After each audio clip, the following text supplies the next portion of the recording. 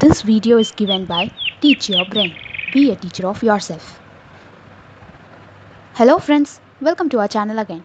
In this session, we are going to see the topic respiration. In last video, I have given the topic nutrition. So its continuation is respiration for class 10, chapter 5. Now, what is respiration?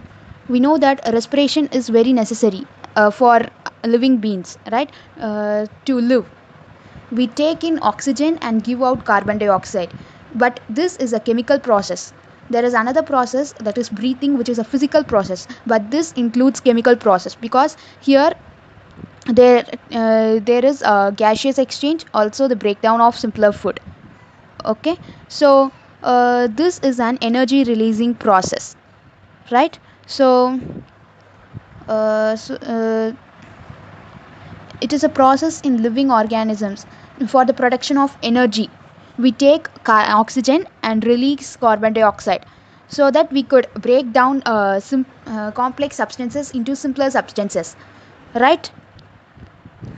And next is the two types of respiration. We know that two types of respiration. One is aerobic respiration and another is anaerobic respiration. So aerobic respiration, this occurs in the presence of oxygen, whereas anaerobic respiration occurs in the absence of oxygen. So here you could see that glucose chart, right? That breakdown of glucose over here.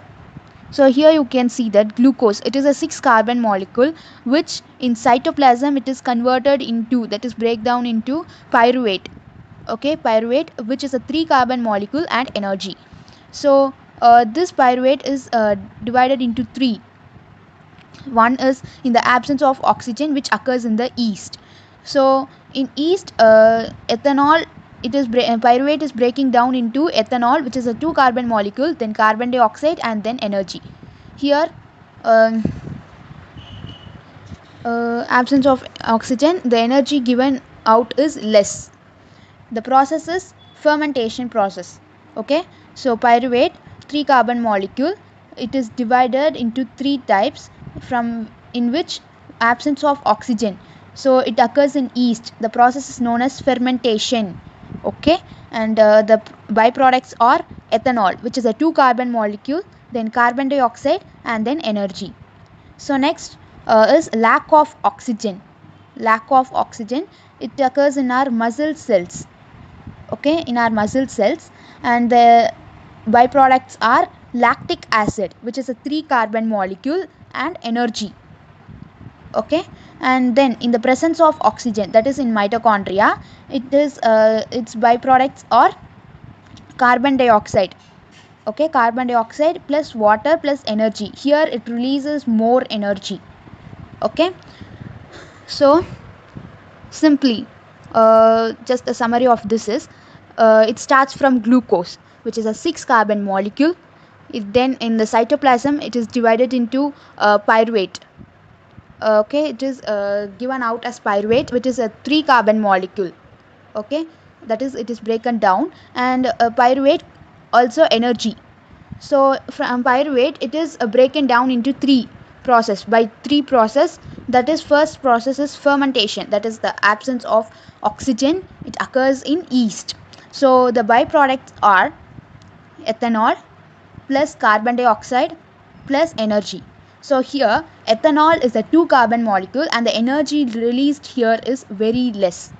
Next is lack of oxygen. So lack of oxygen, it takes place in our muscle cells, which gives lactic acid. This here lactic acid is a 3 carbon molecule.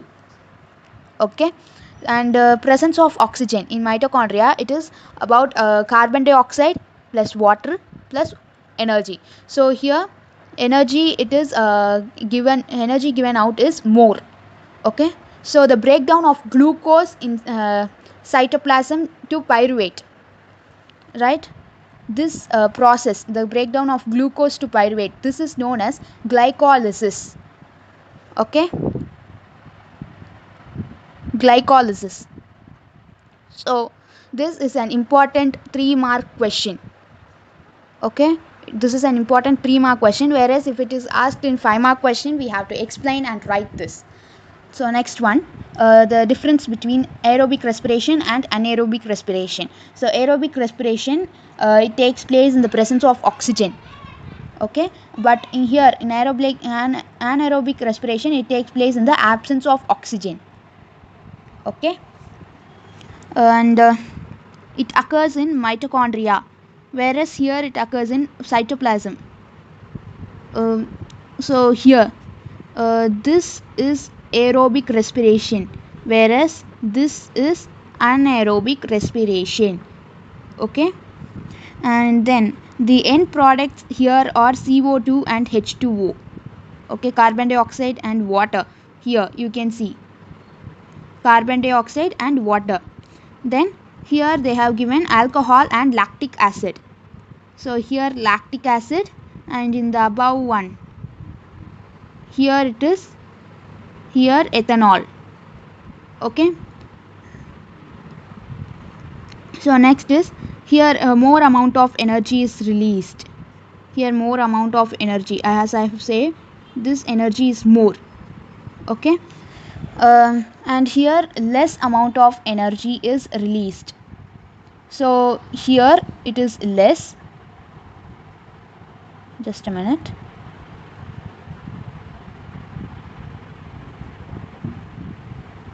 And also here it is less. Okay, so the equation here, it is glucose, right? It is converted from glucose to pyruvate. From pyruvate it is converted into carbon dioxide plus water plus energy.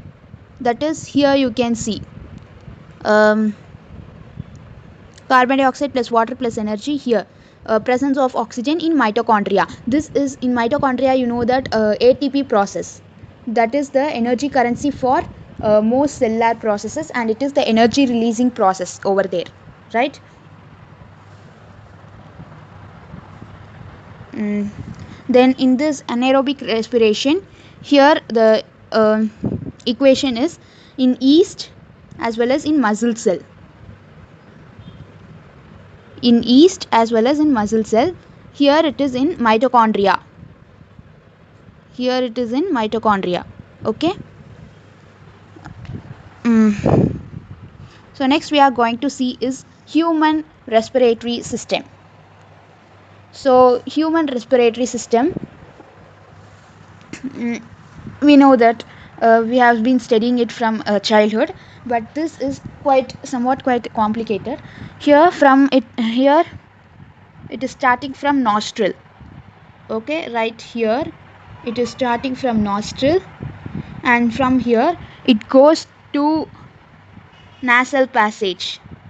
Okay, it goes to nasal passage, and then to nasal cavity, right, to nasal cavity, and then to pharynx and larynx, and then trachea. Here trachea.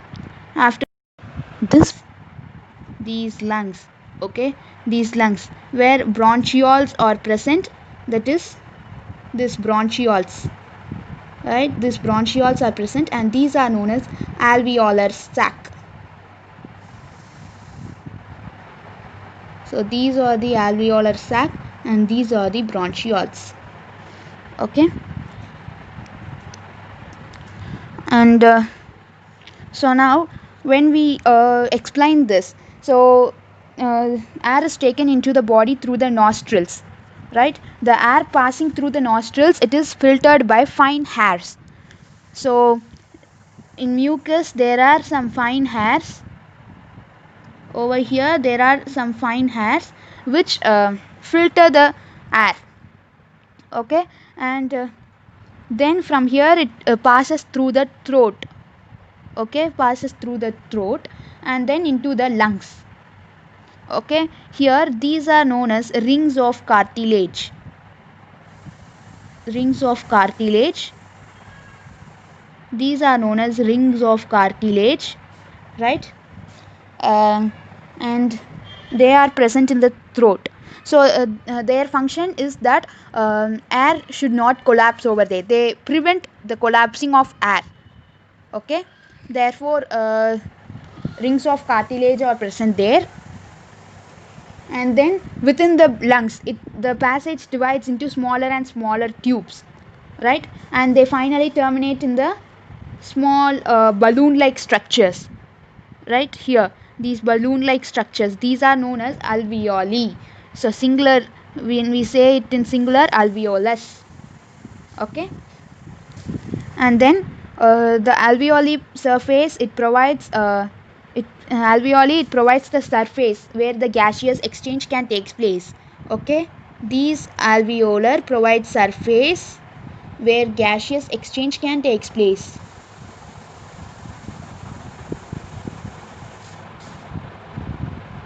Where gaseous exchange can takes place. Okay,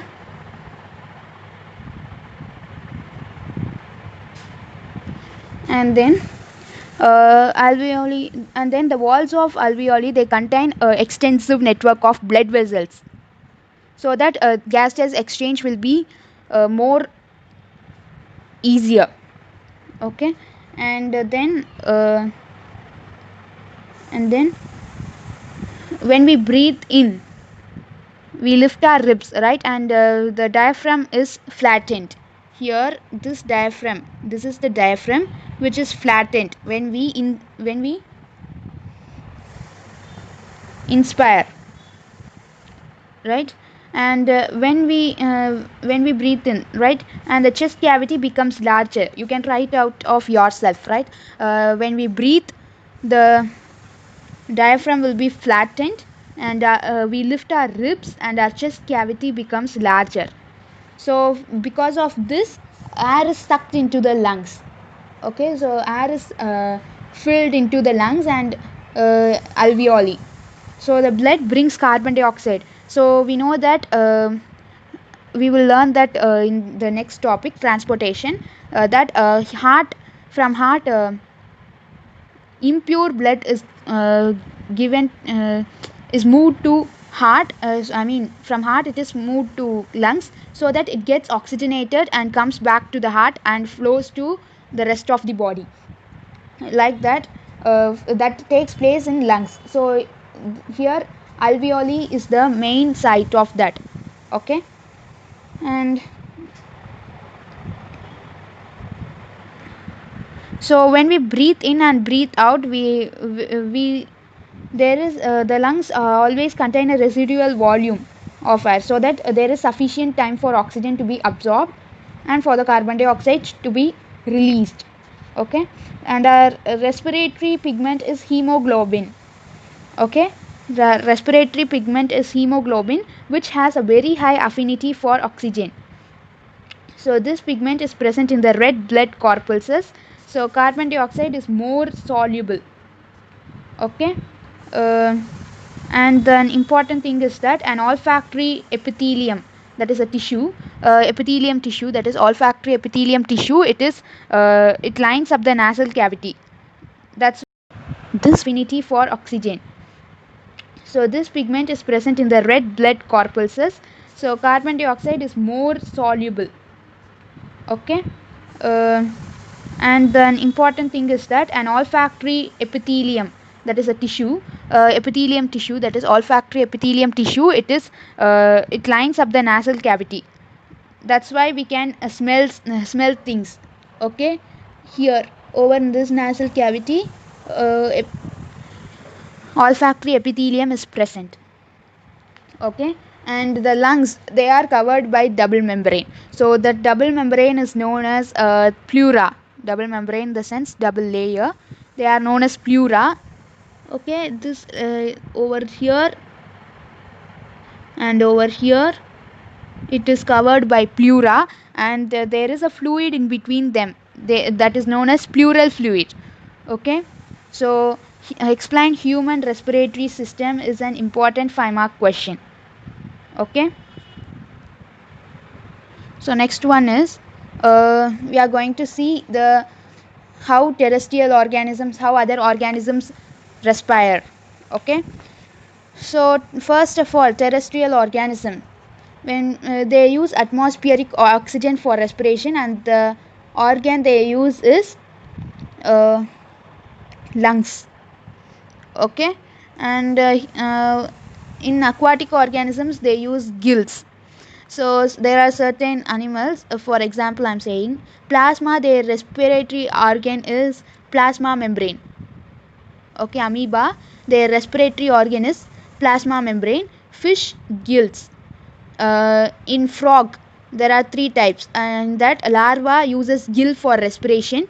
Adult use skin, their skin for respiration, and tertiary frogs they use lungs for respiration. Okay, and the earthworm, it uses moist skin for respiration.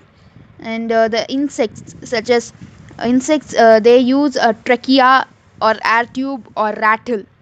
Okay, and the large animals, that is we that animals, we use lungs for respiration. Okay, and the respiration through skin, which the adult frog and earthworm respire, that respiration is known as cutaneous respiration. Okay, respiration through skin is known as cutaneous respiration.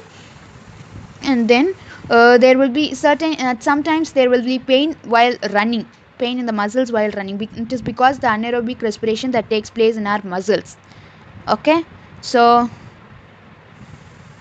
in that process we can lactic acid is formed. Okay, so the deposition of lactic acid, it causes pain in the leg muscles. Okay, if we take some rest, then automatically that pain will go off. Okay, uh, and then there is a certain topic which is about respiration in plants. We know that the plant exchange gases through stomata, right? They are so they exchange gases through stomata, and diffusion also occurs here, right? um, we know that during daytime it absorbs carbon dioxide, and during night it release carbon dioxide, right? During the daytime it will absorb the carbon dioxide and gives out oxygen, and in night time it absorbs oxygen and gives out carbon dioxide. So for respiration, the opening in stem, it is known as lenticel. Okay, and in leaf it is known as stomata. And here and the main point is older portions of root. Okay, the root older portions of root, they don't have root hair. Okay, the layer of dead cells covers and protects them. This layer has tiny openings, so they are known as lenticels. Okay, uh, through that lenticels gaseous exchange occurs between soil and inner living cells. Okay, there will be cells living inside, but a layer of dead cell covers them. Okay, so today's topic is over by here. We will continue the next topic, transportation, in another class. Hope you like this class. If you like this class, like it, share it, and comment your opinions. Thank you. Thanks for watching.